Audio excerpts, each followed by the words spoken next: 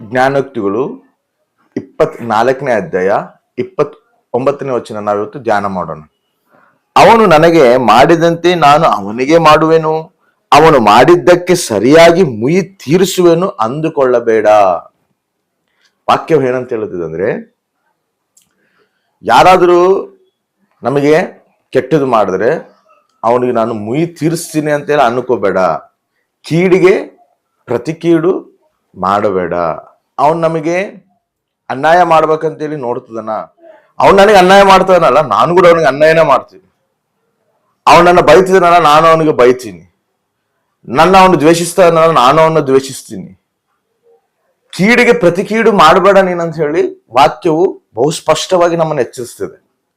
ಇದೇ ಜ್ಞಾನೋಕ್ತಿಯಲ್ಲಿ 20ನೇ ಅಧ್ಯಾಯ 22ನೇ ವಚನದಲ್ಲಿ ಏನಂತಿದೆ ಅಂದ್ರೆ, ಕೇಡಿಗೆ ಮುಯಿ ತೀರಿಸುವೆನು ಅನ್ನಬೇಡ, ಯೆಹೋವನನ್ನು ನಿರೀಕ್ಷಿಸಿಕೊಂಡಿರು, ಆತನೇ ನಿನ್ನ ಉದ್ಧರಿಸುವನು. ಕೇಡಿಗೆ ಮುಯಿ ತೀರಿಸ್ತೀನಿ ಅಂತೇಳಿ ನಾನು ಅನ್ಕೋಬೇಡ, ದೇವ್ರ ಮೇಲೆ ನಿರೀಕ್ಷಿಸು, ಆತನ ಮೇಲೆ ನಿರೀಕ್ಷೆಯನ್ನು ಇಟ್ಟುಕೊಂಡು ಇರು. ಆತ ಎಲ್ಲದಕ್ಕೂ ಉತ್ತರ ಕೊಡ್ತಾನ, ಆತ ನೀನು ಉದ್ಧರಿಸ್ತಾನ.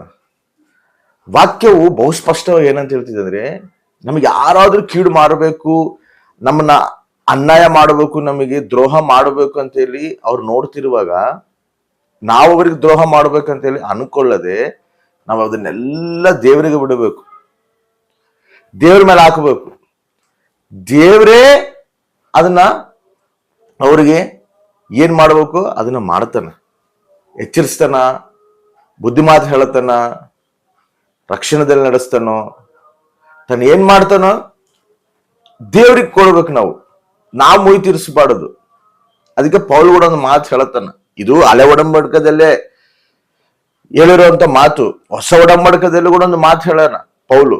ಅದನ್ನ ಏನಂತ ಹೇಳಿದಾನಂದ್ರೆ, ನೋಡ್ರಿ, ರೋಮ ಪತ್ರಿಕೆ 12ನೇ ಅಧ್ಯಾಯ 19ನೇ ವಚನದಲ್ಲಿ ಒಂದು ಮಾತಿದೆ, ಪ್ರಿಯರೇ, ನೀವೇ ಮುಯಿಗೆ ಮುಯಿ ತೀರಿಸದೆ ಶಿಕ್ಷಿಸಿದನ್ನು ದೇವರಿಗೆ ಬಿಡಿರಿ. ನೀವೇ ಮುಯಿಗೆ ಮುಯಿ ತೀರಿಸದೆ ಶಿಕ್ಷಿಸಿದನ್ನು ಯಾರಿಗೆ ಬಿಡ್ಬೇಕಂತ?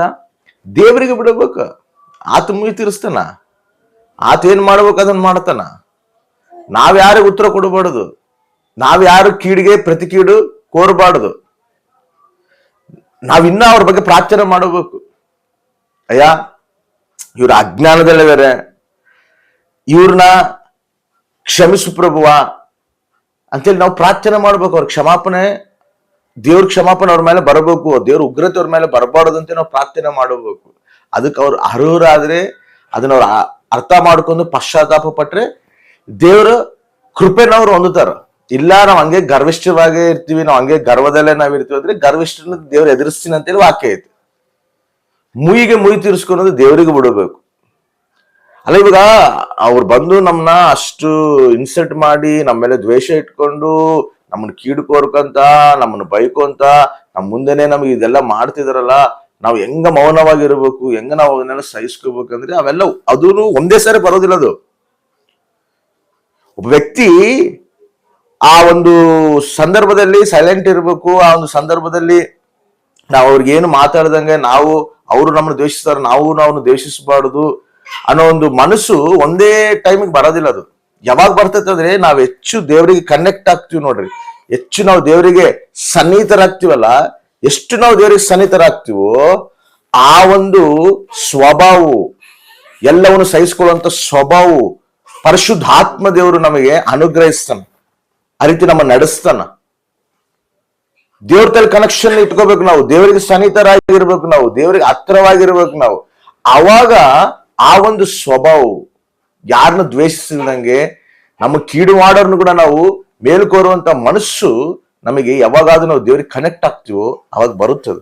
ಯಾಕೆ ನಾವು ಕೀಡಿಗೆ ಪ್ರತಿ ಕೀಡು ಮಾಡಬಾರದು? ಯಾಕೆ ಅವ್ರು ಅಷ್ಟು ನಾವು ನಮ್ಮ ದ್ವೇಷಿಸಿದ್ರು, ನಾವೆದಕ್ಕೆ ಅವ್ರನ್ನ ದ್ವೇಷಿಸಬಾರದು, ನಾವೆದಕ್ಕೆ ಅವ್ರನ್ನ ಪ್ರೀತಿಸಬೇಕು ಅಂದ್ರೆ, ಪೇತ್ರ ಒಂದು ಮಾತು ಬರೀತಾನ. 1ನೇ ಪೇತ್ರ ಪತ್ರಿಕೆ 3ನೇ ಅಧ್ಯಾಯ 9ನೇ ವಚನದಲ್ಲಿ, ಅಪಕಾರಕ್ಕೆ ಅಪಕಾರವನ್ನು, ನಿಂದೆಗೆ ನಿಂದೆಯನ್ನು ಮಾಡದೆ ಆಶೀರ್ವದಿಸಿರಿ, ಇದಕ್ಕಾಗಿ ದೇವರು ನಿಮ್ಮನ್ನು ಕರೆದೇನಲ್ಲ. ಹೀಗೆ ಮಾಡುವುದರಿಂದ ನೀವು ಆಶೀರ್ವಾದವನ್ನು ಬಾಧ್ಯವಾಗಿ ಹೊಂದುವಿರಿ. ಕೀಡಿಗೆ ಪ್ರತಿ ಕೀಡು ನಾವು ಕೋರಬಾರ್ದಂತ, ಅವ್ರು ನಾವು ಆಶೀರ್ವದಿಸ್ಬೇಕಂತ. ಅದಕ್ಕಾಗಿಯೇ ದೇವ್ರು ನಮ್ಮನ್ನ ಕರೆದಿದಾನಂತ. ಎದಕ್ಕಾಗಿ ಕರೆದನ? ಇನ್ನೊಬ್ರಿಗೆ ಆಶೀರ್ವಾದ ಕೋರಕ. ನಾವು ಯಾವಾಗಾದ್ರೂ ಇನ್ನೊಬ್ರಿಗೆ ಆಶೀರ್ವಾದ ಕೋರ್ತೀವೋ ದೇವ್ರ ಆಶೀರ್ವಾದವು ನಮಗ್ ಬರುತ್ತೆ. ಅದಕ್ಕೆ ನಾವು ಆಶೀರ್ವಾದಕ್ಕೆ ಬಾಧ್ಯರಾಗ್ತೀವಿ. ದೇವ್ರ ವಾಕ್ಯವು ಬಹು ಸ್ಪಷ್ಟವಾಗಿ ಹೇಳ್ತದೆ. ನಮ್ನ ಎದಕ್ ಕರೆದನಂದ್ರೆ ನಮ್ಮನ್ನ ಆಶೀರ್ವಾದವಾಗಿ ಇರುವಂತ ಜನಾಂಗವಾಗಿ ನಾವು ಇರಬೇಕು. ಅದಕ್ಕಾಗಿ ದೇವ್ರು ನಮ್ಮನ್ನ ಕರೆದನ. ನಾವು ಇನ್ನೊಬ್ರಿಗೆ ಕೀಡು ಕೋರಿ ಅವ್ರು ನಮ್ಗೆ ಕೀಡು ಕೋರ್ತ ನಾವು ಅವ್ರಿಗೆ ಕೀಡು ಕೋರಿ ಅಂದ್ರೆ ದೇವ್ರ ಮಕ್ಕಳಿಗೆ ಅವ್ರಿಗೆ ಅನ್ಯರಿಗಿರುವಂತ ವ್ಯತ್ಯಾಸ ಏನೈತಿ? ದೇವ್ರ ಮಕ್ಕಳಂತೆ ನಾವು ಹೆಂಗ್ ತೋರಿಸ್ಕೋಬೇಕು? ವಾಕ್ಯ ಹೇಳ್ತದೆ, ಅಂಥವ್ರನ್ನ ನಾವು ಪ್ರೀತಿಸೋಣ, ಅಂಥವ್ರು ನಾವು ಆಶೀರ್ವದಿಸೋಣ. ಮುಯಿ ತೀರಿಸುವಂತ ಕೆಲಸ ಯಾರಿಗೆ ಕೊಡಬೇಕು? ದೇವರಿಗೆ ಕೊಡೋಣ. ದೇವ್ರು ಅದಕ್ಕೆ ಉತ್ತರ ಕೊಡ್ತಾನ, ನಾವು ಅದಕ್ಕೆ ಉತ್ತರ ಕೊಡಬಾರ್ದು. ನಾವೇನ್ ಮಾಡ್ಬೇಕು? ಪ್ರಾರ್ಥನೆ ಮಾಡಬೇಕು. ಅಯ್ಯ, ಈ ರೀತಿ ಇದ್ದಾರೆ, ಅವ್ರ ತಪ್ಪಿನಲ್ಲಿದಾರ, ಅವ್ರ ಮನೋನ್ನತಿಗೂ ಬೆಳಗಿಸು. ಪ್ರಾರ್ಥನೆ ಮಾಡೋದಾದ್ರೆ ನಾವು ಆಶೀರ್ವಾದ ಅವರಿಗೆ, ನಾವೇ ಆಶೀರ್ವಾದ ಅವರಿಗೆ ಕೋರೋದಾದ್ರೆ ಖಚಿತವಾಗಿ ದೇವ್ರು ನಮ್ಮನ್ನು ಆಶೀರ್ವದಿಸ್ತಾನೆ. ಅದು ನಾವು ದೇವ್ರನ್ನ ನಾವು ನಮ್ಮ ಜೀವಿತದಲ್ಲಿ ಎತ್ತು ತೋರಿಸ್ಬೇಕು. ನಾವು ಆ ರೀತಿ ನೋಡಿಸ್ಬೇಕು. ನಮ್ಮಲ್ಲಿ ದೇವ್ರನ್ನ ಹೆಂಗ್ ತೋರಿಸ್ತೀವಿ? ನಮ್ಮ ಒಂದು ನಡವಳಿಕೆಯಲ್ಲೇ ನಾವು ತೋರಿಸ್ಬೇಕು ದೇವ್ರನ್ನ.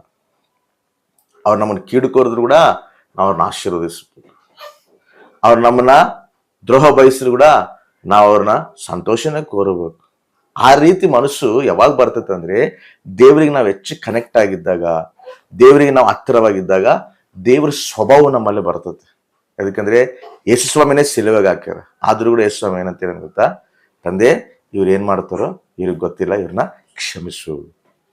ಆ ಗುಣ ನಮ್ಮಲ್ಲಿ ಬರ್ಬೇಕಂದ್ರೆ ಆತಗೆ ನಾವು ಕನೆಕ್ಟ್ ಆಗ್ಬೇಕು, ಆತಗೆ ನಾವು ಸನ್ನಿಹಿತರಾಗಿರ್ಬೇಕು. ಅವಾಗ ಆ ಗುಣ ನಮ್ಮಲ್ಲಿ ಬರ್ತದೆ. ಆ ರೀತಿ ನಾವು ಆಶೀರ್ವದಿಸ್ಬೇಕು. ಅದೇ ರೀತಿಯಲ್ಲಿ ದೇವ್ರು ನಮ್ಮನ್ನು ಕೂಡ ಆಶೀರ್ವದಿಸ್ತಾನೆ. ಆಮೇಲೆ